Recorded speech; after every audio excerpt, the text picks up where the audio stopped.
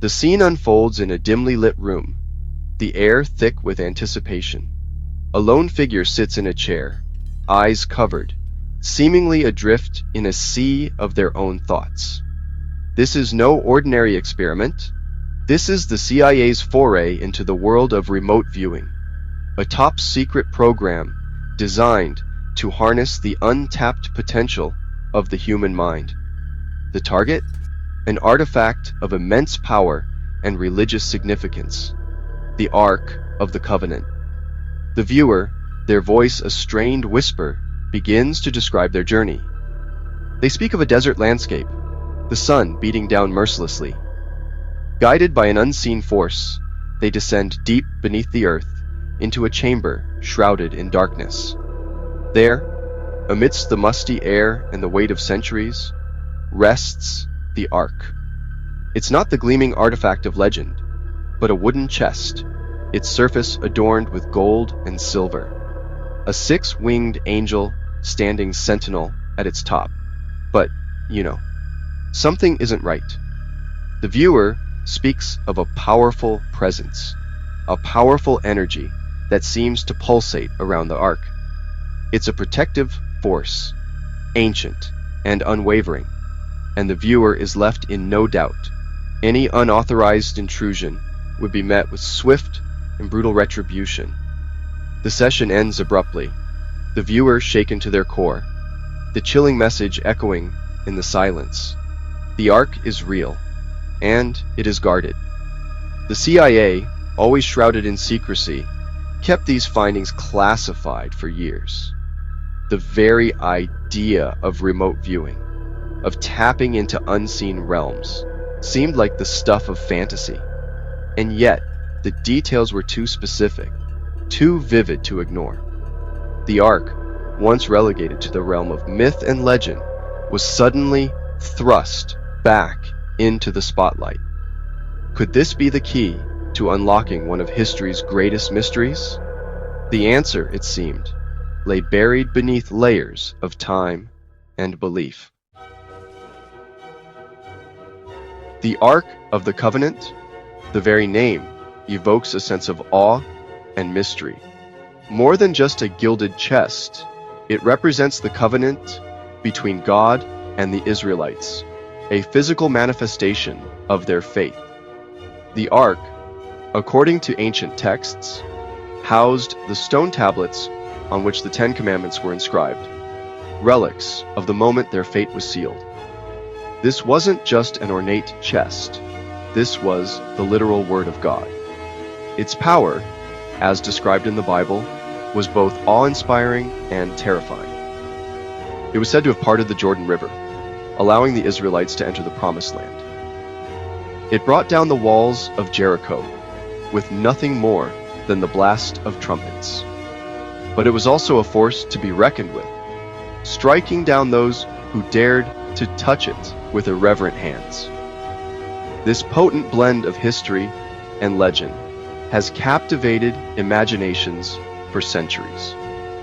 Hollywood, never one to shy away from a good story, has brought the Ark to life on the big screen, most notably in the Indiana Jones franchise. Who could forget the Ark's terrifying power in Raiders of the Lost Ark? Its wrath unleashed upon those who dared to disturb its slumber. While Indiana Jones may be a fictional adventurer, the Ark's allure is very real. It is a tangible link to a time when miracles were commonplace, when the divine walked among us. This is why the CIA's remote viewing experiment, for all its strangeness, struck a chord. Could this be the breakthrough we've been waiting for?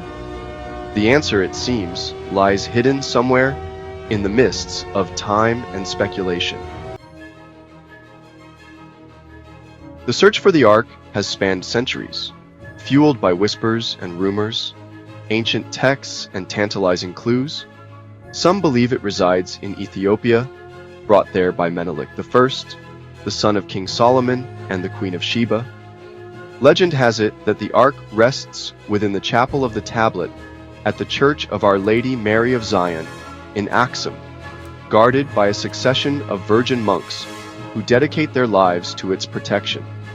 Others claim the Ark never left Jerusalem, that it remains hidden beneath the Temple Mount, awaiting rediscovery. This theory, fraught with religious and political sensitivities, is as controversial as it is compelling. Could this holiest of sites also be the final resting place of the Ark? And then, there are the more unconventional theories. Explorer and archaeologist Ron Wyatt claimed to have discovered the Ark in 1982, hidden beneath the site of the crucifixion, just outside the old city walls of Jerusalem. He even claimed to have seen evidence of the Ark's power, citing a substance he believed to be the blood of Christ that possessed miraculous healing properties. Wyatt's claims, while widely disputed, highlight the enduring fascination with the Ark. It's a mystery that refuses to die, fueled by faith, hope, and the desire to connect with something greater than ourselves.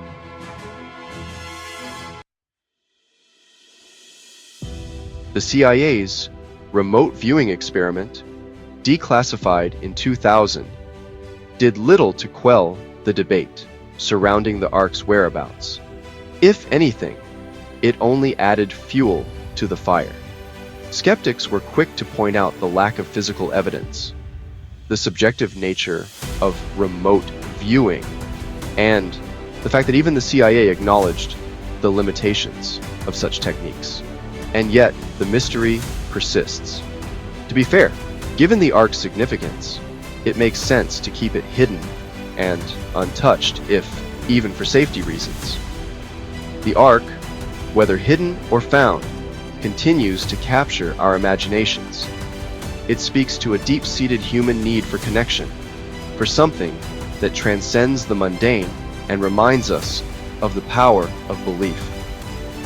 Perhaps the hidden power of the Ark lies not just in its physical form, but in its ability to inspire us, to push us to explore the unknown, to question what we think we know.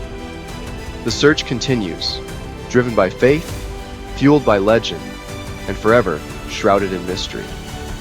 And as we delve deeper into the annals of history, one question remains.